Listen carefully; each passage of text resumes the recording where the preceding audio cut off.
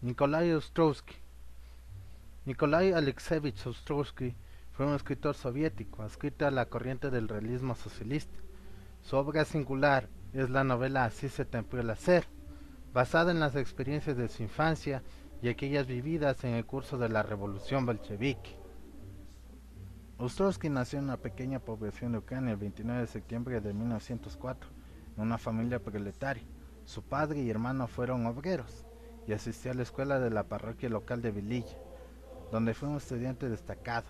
En 1914 su familia se trasladó a la ciudad de Sepetica, que era un nudo ferroviario, donde Nikolai empezó a trabajar en varios oficios. Se afilió al Partido Comunista Bolchevique de Ucrania en 1917 y ese mismo año se presume que contrajo espondilitis anquilosante, una enfermedad degenerativa de las articulaciones. En julio de 1918, Nikolai regresó al Komsomol, Unión de Juventudes Comunistas, y en septiembre se integró en las filas del Ejército Rojo, en la Brigada de Caballería de Kotovsky, y más tarde en el Primer Ejército de Caballería. En 1920 fue gravemente herido en combate y además contrajo la tifus. Tras su recuperación regresó en las filas del ejército y fue herido nuevamente. En 1921 comenzó a trabajar como electricista en los talleres del ferrocarril de Kiev y también como secretario del Komsomol local. Debido a que padeció tifus y reumatismo crónicos, fue sometido en 1922 a un tratamiento en el sanatorio de Beryast. Ese mismo año fue oficialmente declarado inválido de guerra, a pesar de lo cual continuó trabajando, y fue nombrado comisario del segundo batallón de formación del Ejército Rojo y secretario de la Unión de Juventudes Comunistas de Berezit, en Ucrania Occidental. En enero de 1924 fue a Islayav como directivo del comité del Komsomol y en agosto fue aceptado como miembro del Partido Comunista. En 1925 su salud había deteriorado mucho más y fue ingresado en un sanatorio en Crimea. A pesar de tener casi una parálisis total, hizo cursos por correspondencia en la Universidad Comunista de Serdov de Moscú, que completó en junio de 1929. En agosto de ese mismo año perdió la visión. Lejos de ser doblegado por su inmovilidad y su ceguera, en 1930 comenzó a escribir su primera novela, Así se templó el hacer. Ostrovsky escribió también artículos periodísticos en periódicos y revistas y era frecuentemente entrevistado en la radio. En abril de 1932 se asoció al Comité de Moscú de la Asociación de Escritores Proletarios y en junio se lo hizo también a la Unión de Escritores Soviéticos.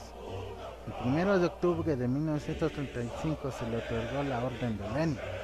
Luego de padecer parálisis y ceguera por varios años, resultado de la espondilitis anquilosante, Ostrovsky falleció el 22 de diciembre de 1936, a la edad de 32 años. Su segunda novela, Enredados por la Tempestad, quedó inconclusa. Esta novela estaba basada en sus experiencias en la guerra civil en Ucrania.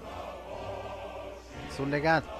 Su novela Así se templó el acero es considerada una obra influyente dentro de la literatura comunista.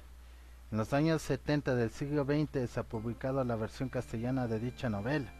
La ex-URSS erigió en su memoria en Moscú el Museo Ostrovsky y el Centro Humanitario Ostrovsky, donde se preserva sus estudios y su recámara, así como todos los objetos personales y parte de sus documentos. También se recogen en estos institutos vitrinas con varios artículos que pertenecieron a Nikolai Fenomenov, Lomilla Rogova, que fueron también escritores discapacitados.